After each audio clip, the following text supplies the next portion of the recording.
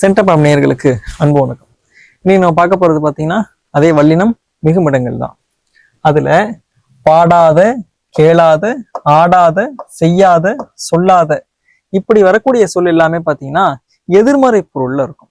அந்த எதிர்மறை பொருள்லயே பார்த்தீங்கன்னா இந்த கடைசி எழுத்து இருக்கு இல்லையா, இந்த கேளாத, ஆடாத அப்படிங்கிறக்கூடிய கடைசி எழுத்து, இந்த கடைசி எழுத்து மட்டும் போய் உங்களுக்கு பெயரெச்சமா வர்றது எல்லாத்தையும் நம்ம என்ன சொல்லுவோம்னா கேளா, ஆடா, செய்யா அப்படிங்கிற மாறும்.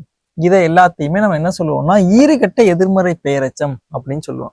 ஈறுனா கடைசி, கெடுதல்னா அது இல்லாம போறது, அந்த மாதிரி மாறுறத ஈறுகட்ட எதிர்மறை பெயரெச்சம்னு சொல்லுவோம்.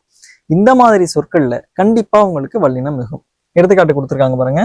பாடா குயில், கேளாச்செவி, ஆடா தோழி, செய்யாச்செயல், சொல்லாச்சொல். சரிங்களா? இவ்வகையில கண்டிப்பா உங்களுக்கு வல்லின எழுத்துக்கள் மிகும்.